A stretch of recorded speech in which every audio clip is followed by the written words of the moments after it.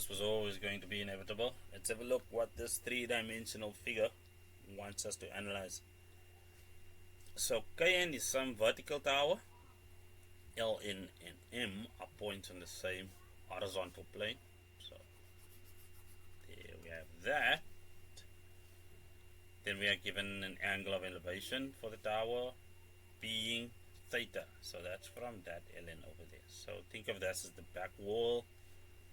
There we have that angle of elevation. And then Lnm, that's on the floor or on the ground, that's 30. And then Lmn over here, that's a rather large angle. Lmn, that angle is also on the ground. There we have that. And then Mn is equal to 24 meters, which is across there. So let's see where this three-dimensional logic takes us with respect to questions. So write down the size of angle MLN. So MLN on the ground, that's going to be angle MLN, which is just the angles or the internal angles of a triangle summate to 180.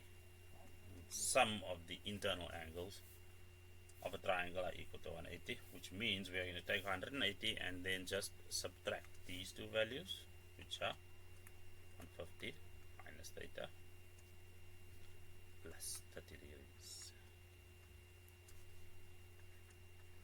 So what is that? Sum of the angles of a triangle. That's the logic we use over there. 150 and 130, that's just 180. And if you want to be clear about what's happening over here, 180 minus 180 is just 0. And then a negative and a negative gives us a positive. So angle MLN ends up being just, determine Ln in terms of sine theta and cosine theta. That is Ln right over there. And then we have a value here of 24 meters. If we have a look across, we can see that the theta that we just determined is over there. And then we have 150 degrees minus theta as the angle across Ln, which means we have one known pair, a side and an angle. And then we have one unknown pair, which means it's perfect for the sine rule. And we apply it as such, what we want over what we have. So we want Ln, and that's going to be over sine of 150 degrees. Ooh. Let's try that again. We want Ln, and it's going to be over sine of 150 degrees minus theta. That's all equal to our known pair, which is 24 meters over sine of theta, which means Ln is equal to 24 times. How do we expand that? We just use our formula sheet, and the compound angle formula we'll find expands to sine of 150 degrees cosine of theta, and then of course minus sine of theta cosine of 150 degrees. Our denominator does not change, it's still sine of theta. What we'll have over here, sine of 150 degrees, that's in the second quadrant, which breaks down to sine of 180 minus 30. And if we have a look at our special triangle, sine of 30 is just 1 over 2. And then here cosine, same angle. However, that is going to make this positive because cosine is negative in the second quadrant. It's going to be cosine of 180 degrees minus 30. But cosine of 30 is square root 3 over 2.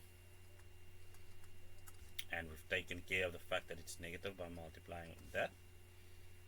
So what we'll find over here is if we take out the half from both of them, and multiplied by the 24, we'll get 12, which means we are left with cosine theta plus the square root of 3 times sine of theta, all divided by sine of theta.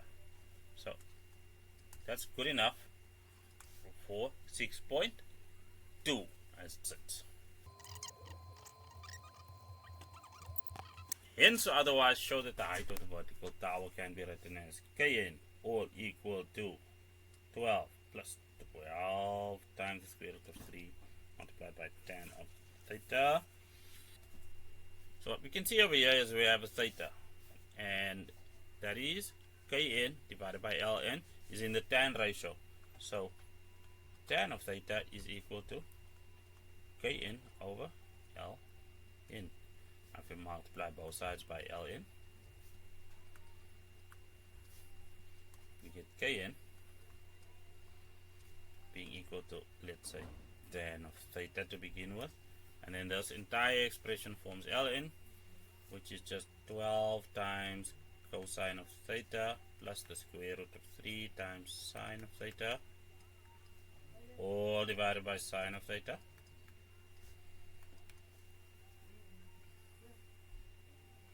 So what we'll do now is we are going to split this fraction up, and what I mean by that is, well, first let's take care of the tan of theta.